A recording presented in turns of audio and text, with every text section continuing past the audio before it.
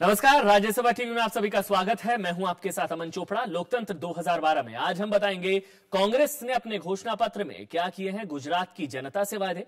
इसके अलावा हम बताएंगे नकद सब्सिडी योजना पर चुनाव आयोग ने क्या किया है फैसला। दो टूक में बात होगी जनता दल यूनाइटेड के गुजरात प्रदेश अध्यक्ष से। लेकिन सबसे पहले इस वक्त की हेडलाइंस।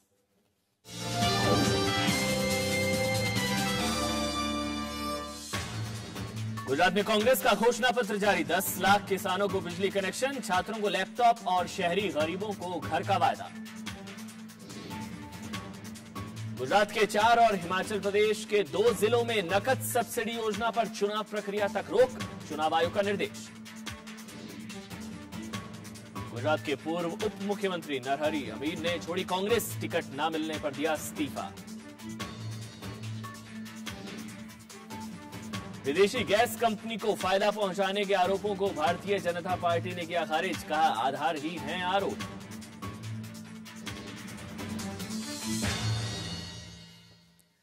गुजरात चुनाव के लिए कांग्रेस ने आज अपना घोषणा पत्र जारी कर दिया। प्रदेश कांग्रेस अध्यक्ष अर्जुन मोढवाडिया ने कहा कि सत्ता में आने पर पार्टी आम जनता की परेशानियां दूर करेगी। इस मौके पर कांग्रेस ने राज्य की बीजेपी सरकार को जन विरोधी करार दिया।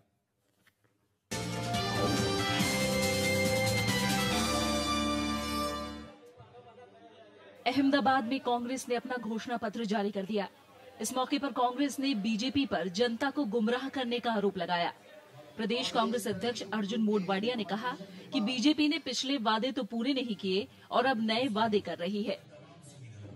एक झूठ का दस्तावेज था जो आभासी प्रॉमिसेस उन्होंने किया है वो नहीं, जबकि हमारा जो दस्तावेज आज का वो 17 साल पहले हम इसी नीति पे चलते थे।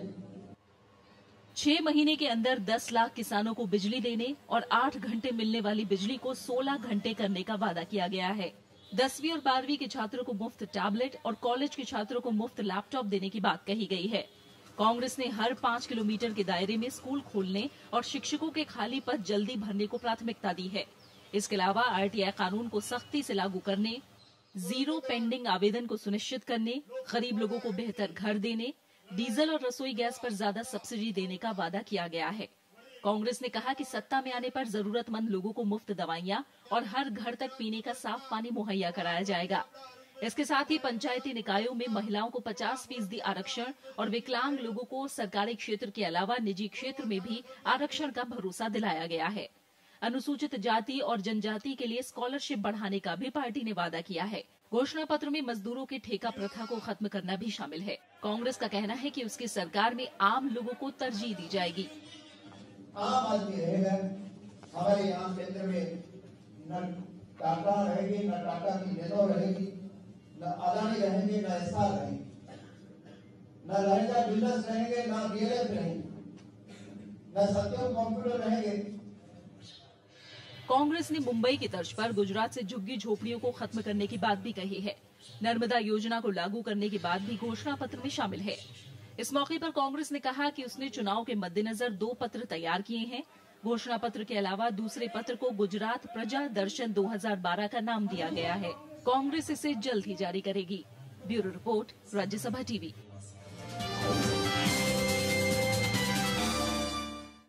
चलिए, अहमदाबाद से सीधे हमारे साथ जुड़ चुके हैं कांग्रेस के प्रवक्ता चेतन रावल। इस वक्त हमारे साथ चेतन रावल जी, बीजेपी भी घोषणा पत्र जारी कर चुकी है, कांग्रेस भी। गुजरात की जनता क्यों आपको वोट करे? क्या आपके मैनिफेस्टो में क्या खास है? क्यों वोट करे गुजरात की जनता आपको? देखिए, गृहिणी को अपना खुद का घर, ये बात सबसे पहले कांग्रेस ने सोची थी।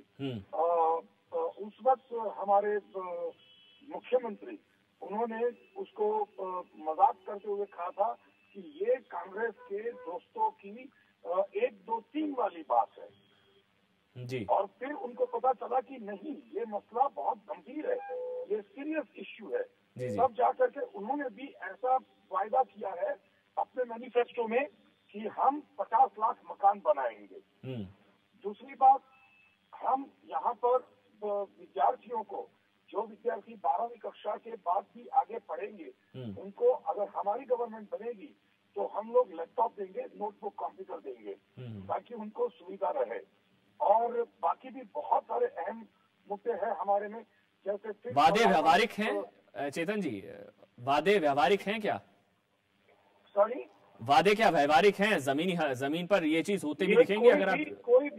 कोई भी आदमी ये पढ़ करके सुन करके कह सकता है ये व्यावहारिक है। इसलिए व्यावहारिक है क्योंकि गुजरात में कांग्रेस जब पहले हुआ करती थी तब कांग्रेस ने ही हाउसिंग बोर्ड को एक्टिव रखा था, बनाया था और बहुत लोगों को यहाँ पर मकान दिए थे। वो हाउसिंग बोर्ड जब से भाजपा की सरकार बनी तो मृतप्राय हो गया था और उसके बाद ये प्रथा बिल्कुल बंद होती जा रही थी। अच्छा, इसके अलावा चेतन जी, आपके घोषणा पत्र पर भारतीय जनता पार्टी की तरफ से भी प्रतिक्रिया आई। उनकी तरफ से कहा गया कि कांग्रेस ने गलत आंकड़े दिए हैं और उन आंकड़ों के जरिए जनता को बरगलाने की कोशिश कांग्रेस कर रही है। ये आरोप है पहला आप पर। दूसरा आरोप है कि गुजरात के लोगों से किया गया जो वादा है, केंद्र ने जो वादे किए थे वो भी आपने पूरे नहीं किए, तो कैसे विश्वास करें गुजरात की जनता आप पर? कांग्रेस ने एक भी आंकड़ा गलत नहीं दिया है। कहने के लिए तो बीजेपी वाले कुछ भी कह सकते हैं, ये उनकी पुरानी आदत है। अगर आंकड़े गलत है तो अब तक वे चुप क्यों थे? आज क्यों खुल करके बाहर आने की बात कर रहे हैं? अगर और रह गई बात केंद्र सरकार की, केंद्र सरकार का पहले वो लोग अपना हिसाब ताजा कर ले। केंद्र सरकार ने आज तक दिए प्रॉमिसेस में से काफी सारे निपटाए हैं और केंद्र सरकार समयांतर पर बैठ करके इसके ऊपर विमर्श भी करती है कि हमारे मैनिफेस्टो में हमने जो कहा था उसमें से हमने कितना किया, कितना बाकी है। गुजरात सरकार ने 11 साल में भाजपा की जो सरकार है उसने ऐसा एक भी बार किया है? अच्छा चेतन जी, आखिरी सवाल जल्दी से। नरहरी अमीन ने प्राथमिक सदस्यता से इस्तीफा दे दिया, नुकसान होगा आपको? वो बहुत दुखद बात है कि नरहरी भाई ने और कुछ और भी साथियों ने रिजाइन कर दिया है। ये एक दुखद घटना है। नुकसान होगा, दुखद बात है, नुकसान होगा। देखिए, जहाँ तक नुकसान की बात हो तो किसी भी पार्टी में कोई भी लीडर या तो कोई भी वर्कर कभी भी छूटते हैं और कोई भी लीडर कोई भी वर्कर किसी भी पॉलिटिकल पार्टी से कभी भी अलग भी होते हैं। तो थोड़ा बहुत जो फायदा नुकसान होता है वो मान लीजिए। बहुत बहुत शुक्रिया आपका, बहुत बहुत शुक्रिया। चेतन रावल जी कांग्रेस के प्रवक्ता हमारे साथ बने हुए थे, बहुत बहुत शुक्रिया। तो कांग्रेस ने घोषणा पत्र जारी किया जिस पर हम बात कर रहे थे कांग्रेस के प्रवक्ता से। बीजेपी ने प्रतिक्रिया जाहिर की है। बीजेपी का कहना है कि कांग्रेस ने गलत आंकड़े देकर जनता को बरगलाया है। गुजरात बीजेपी के प्रवक्ता विजय रूपानी के मुताबिक उनकी पार्टी के शासनकाल में किसानों ने काफी तरक्की की है। रूपानी का कहना है कि केंद्र सरकार ने गुजरात के लोगों से किए गए वादों को पूरा ही नहीं किया।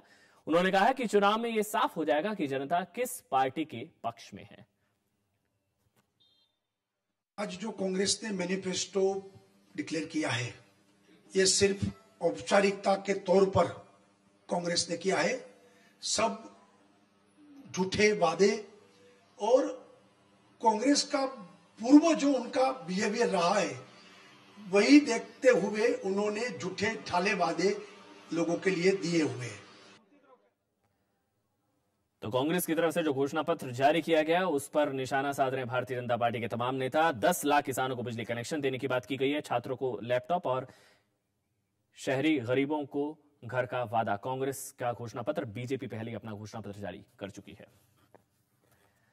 चलिए आगे बढ़ते हैं। कांग्रेस के वरिष्ठ नेता नरहरी अमीन ने पार्टी की प्राथमिक सदस्यता से इस्तीफा दे दिया है। गुजरात चुनाव के लिए कांग्रेस घोषणा पत्र जारी होने के बाद कुछ देर बाद ही नरहरी अमीन ने यह घोषणा की। उन्होंने प्रदेश कांग्रेस उपाध्यक्ष वल्लभ भाई पटेल को इस्तीफा सौंप दिया। उनके साथ 6 और नेताओं ने पार्टी की सदस्यता त्यागने का ऐलान किया। राज्य के पूर्व उप मुख्यमंत्री अमीन मौजूदा चुनाव में टिकट बंटवारे से नाखुश थे। वो गांधीनगर दक्षिण से विधानसभा चुनाव लड़ना चाहते थे लेकिन टिकट नहीं मिला, जिसके बाद वो लगातार संकेत दे रहे थे कि वो पार्टी छोड़ सकते हैं। कांग्रेस की तरफ से संसदीय कार्य राज्य मंत्री राजीव शुक्ला ने हाल ही में इस मामले में अमीन से मुलाकात भी की थी। केंद्रीय नेतृत्व इस मामले पर विचार कर रहा है। तब जो हमारी स्ट्रेटेजिक कमेटी थी उन्होंने 3-4 नोम्स बना दिए। 2 दफा कंटिन्यूस हार गए, उसको टिकट नहीं देने की। 15,000 वोट से ज्यादा हार गए, उसको टिकट नहीं देने की। जिला पंचायत हार गया, कॉर्पोरेशन हार गया, उसको टिकट नहीं देने की। एक विधानसभा से दूसरी विधानसभा के एक क्षेत्र में रहता है, उसको टिकट नहीं देने की। ये नॉर्म्स तय करने के बाद सभी नॉर्म्स को उन्होंने तोड़ दिया। 25,000 वोट से हार गया, उसको दिया। 50,000 वोट से हार गया, उसको दे दिया। महसाणा डिस्ट्रिक्ट का प्रेसिडेंट है, उसको गांधीनगर से दे दिया। अहमदाबाद जिला पंचायत का मेंबर है, उसको अहमदाबाद सिटी में दे दिया। और कई लोग कॉर्पोरेशन हारे हुए, जिला पंचायत हारे, उसको टिकट दे दिया। सिर्फ 2 टर्म जो कंटिन्यूस हारे ऐसे मैं, नरेश रावल, हिम्मत पटेल, जयेश पटेल भरूच का है, ऐसे कई सीनियर लोग हैं जिन्होंने रात दिन पार्टी के लिए तन मन धन से काम किया है, 365 दिन काम किया है।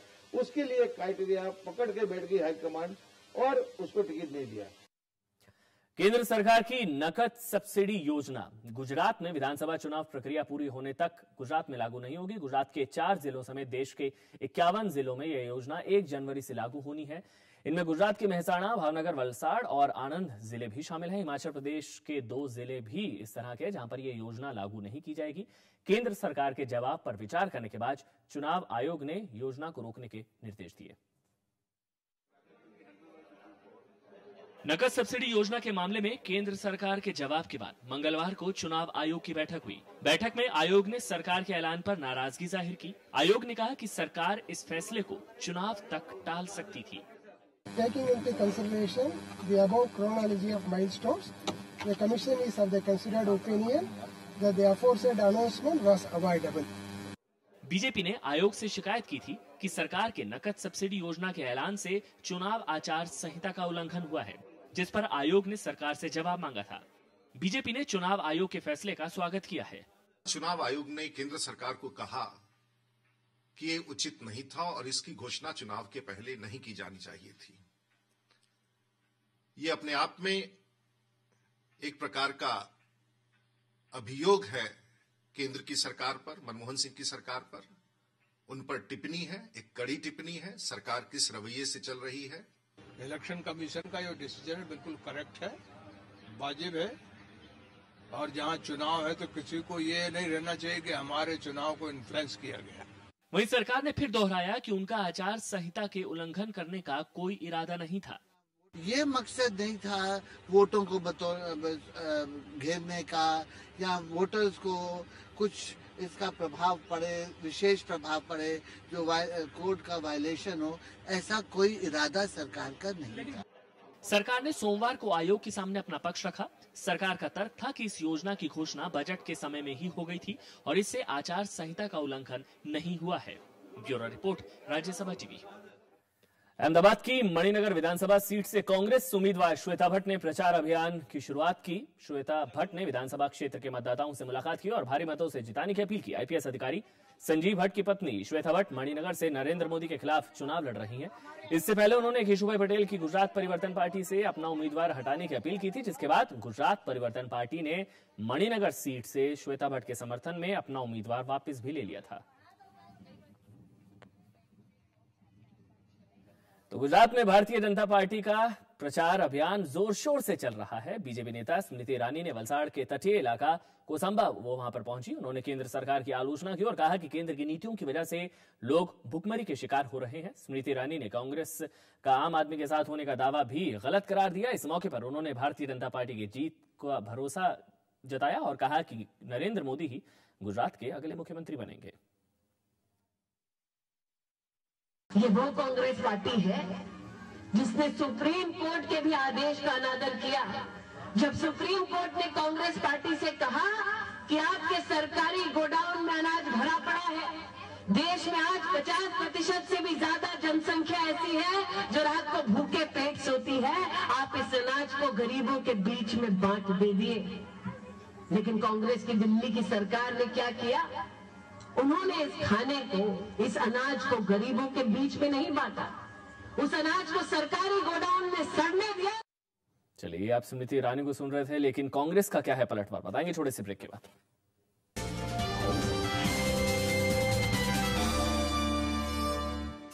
Hello and welcome to this special program of India Interacts. The most recent addition to that concept is the whole issue of financial inclusion. There cannot be a common minimum program so far as economic agenda are concerned. We can have debates in parliament, it should be on issues, not on party position. Watch India Interacts only on Rajya Sabha television.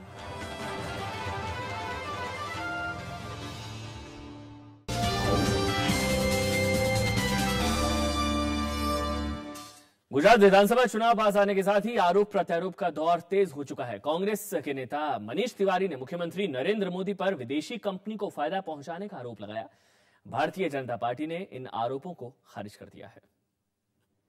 Gujarat में Krishna Godavari basin में gas निकालने की परियोजना को लेकर सवाल उठ रहे हैं। कांग्रेस ने परियोजना में गड़बड़ी को लेकर मुख्यमंत्री नरेंद्र मोदी से जवाब मांगा है। केंद्रीय सूचना और प्रसारण मंत्री मनीष तिवारी ने एक पत्रिका में छपी रिपोर्ट को लेकर मोदी को कटघरे में खड़ा किया है। हम बहुत अदब से ये जानना चाहते हैं और गुजरात की जनता भी जानना चाहेगी कि ये जियो ग्लोबल क्या है, ये जीन पॉल रॉय कौन है। कांग्रेस ने एक अखबार के रिपोर्ट के हवाले से नरेंद्र मोदी सरकार पर आरोप लगाया है। कांग्रेस का कहना है कि राज्य सरकार ने कृष्णा गोदावरी बेसिन में गैस ब्लॉक की 10% हिस्सेदारी जियो ग्लोबल कंपनी को दे दी, जो डील से कुछ दिन पहले $64 की पूंजी के साथ बनी थी।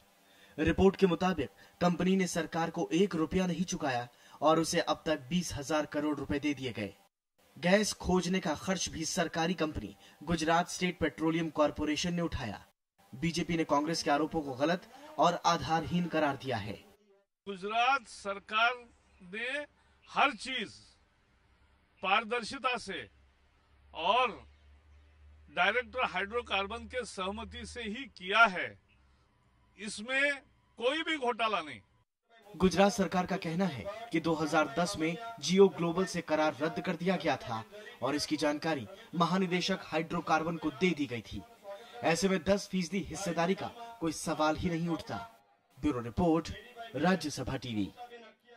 गुजरात में भले ही उद्योग धंधे फल फूल रहे हों, लेकिन यहाँ के मजदूर कई बुनियादी समस्याओं से जूझ रहे हैं। महिला मजदूरों की तादाद बहुत है, लेकिन उन्हें सुविधाएं जो मिलनी चाहिए वो नहीं मिल रही हैं। राज्यसभा टीवी के खास कार्यक्रम चौपाल में हमारे संवाददाता अरविंद कुमार सिंह ने मजदूरों की समस्याएं जानने की कोशिश की।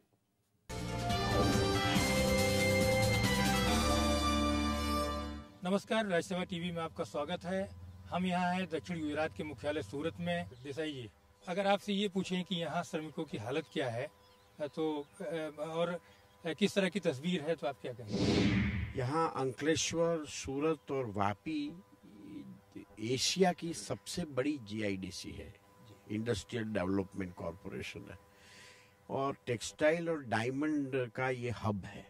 और 90% एम्प्लॉइज यहाँ पे पूरे कंट्री से और पूरे स्टेट से माइग्रेटेड है इस प्लेस पे। सबसे बड़ी उनकी 2 प्रॉब्लम्स है। They are not getting their legitimate legal rights and legal dues. दूसरा, they have residential problem. Urmila बहन, आपसे जानना चाहेंगे कि जो जैसे अभी देसाई जी ने कहा, तो अब यहाँ तो एक बड़ी संख्या में श्रमिक जो हैं उसमें महिलाएं भी हैं, काफी एक बड़ी संख्या है महिलाओं की। महिला श्रमिकों की क्या स्थिति है? पूरा शहर में कम से कम 2.5 लाख महिला वर्कर हैं।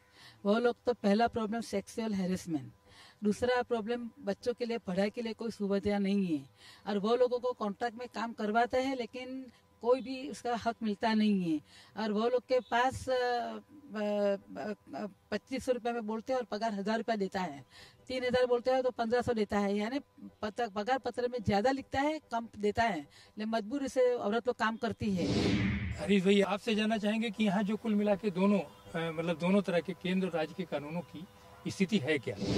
कानून तो अच्छा है, लेकिन उसका इम्प्लीमेंटेशन, उसका जो अमल करना चाहिए एम्प्लॉयर को, वो लोग नहीं करते। उसके पीछे जो सरकारी तंत्र है, लेबर डिपार्टमेंट से यानी स्टेट गवर्नमेंट और सेंट्रल गवर्नमेंट का, उनका जो अधिकारी है वो सक्षम है, लेकिन वो लोग जो लेबर ESI PF और लेबर लॉ का जो इम्प्लीमेंटेशन करना जरूर है वो नहीं करवाते। हम लोग कभी इनके अगेंस्ट में अर्जी देते हैं, कोई भी फैक्ट्री के अगेंस्ट में, लेकिन उनका अधिकारी वो बिल्कुल निष्फल रहते हैं। उसके लिए कोई अच्छी तरह का रिजल्ट मिलता नहीं है। और उनको बोलते हैं पहले तुमने इसके क्या कार्रवाई किया, बोले उसे कायदे का भंग किया है, उसके सामने केस करता है, बस बात उसकी जिम्मेदारी खत्म। लेकिन वो ये जो पहले से ये सिरसा चल रहा है, कायदे का अमल नहीं होता है, उसके लिए कोई ठोस एक्शन नहीं लेते वो लोग। आपसे ये जानना चाहेंगे कि क्या जो श्रमिक वर्ग है वो अपने अधिकारों के लिए जागरूक है, या ट्रेड यूनियनों से जुड़ रहा है, या जो है एक नई हवा में वो भी बह रहा है, संगठित नहीं हो पा रहा है, क्या वजह है? इसका मेन 4 एनिमी है। एक तो workers are not organise, they are illiterate and they are migrated, so they are not well organise. That is one reason. Second reason, the contract labor system. And the third reason is illiteracy. And the fourth reason is some professional trade unionism, corrupt trade unionism, professional trade unionism. These are the main reason why workers are not organized. हम ये जानना चाहेंगे कि ऐसी क्या छोटी छोटी चीजें हैं जिसको ठीक करके कम से कम जो महिलाएं और उनके बच्चों की स्थितियों को सुधारा जा सकता है। सरकार, केंद्र और राज्य सरकार और मालिक, ये लोग क्या ऐसा करें जो है जिससे और स्थिति बेहतर हो। सरकार और मालिक को जो महिला कामें करती है ना, जो महिला रुचि नौकरी करती है, उसके लिए जो उसको चाहिए वो पूरी पानी चाहिए, सहूलतें पूरी पानी चाहिए। जैसे एक महिला है, वो कोई गारमेंट्स फैक्ट्री में कोई प्रोसेस हाउस में काम करती हो, तो उसको बच्चे को लेके जाती है, तो उसके लिए बच्चे को खाने पीने का और उसको सुलाने के लिए कुछ व्यवस्था करनी चाहिए। और वो जहाँ से काम पे जहाँ से महिला लोग ज्यादातर आती है, वहाँ से उसके घर से कंपनी तक आने के लिए उसको ट्रांसपोर्ट खर्चा देना।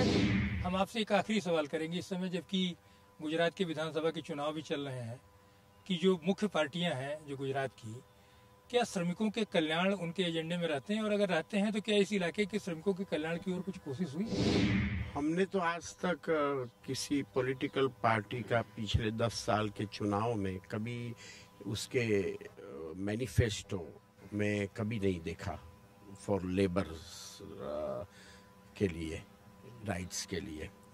लेकिन हाँ, जस्ट नाउ हमने कांग्रेस का जो मैनिफेस्टो भी देखा, 12 पॉइंट्स कांग्रेस ने दिए हैं स्टेट में, इसमें 1 पॉइंट लेबर के लिए उन्होंने दिया है, हॉकर्स के लिए। तो हम तो ये विश करेंगे आपसे भी कि आप सब पॉलिटिकल पार्टीज को हम ये रिक्वेस्ट करते हैं कि सारी पॉलिटिकल पार्टी अपने मैनिफेस्टो में वर्कर्स के इश्यू को एजेंडा में रखे और मैनिफेस्टो में रखे। यहाँ की संपन्नता और खुशहाली दिखती है, उसमें जो है जो श्रमिक वर्ग है वो उसके हिस्से में बहुत कम चीजें आई हैं। तो निश्चित तौर पर यहाँ स्थितियों को सुधारने की जरूरत है, और राजनीतिक दलों के साथ राज्य और केंद्र सरकार इन सबको मिलकर के साथ काम करना होगा, तभी ये लघु भारत जो कि सूरत और आसपास का जो इलाका है ये और खुशहाल हो सकेगा।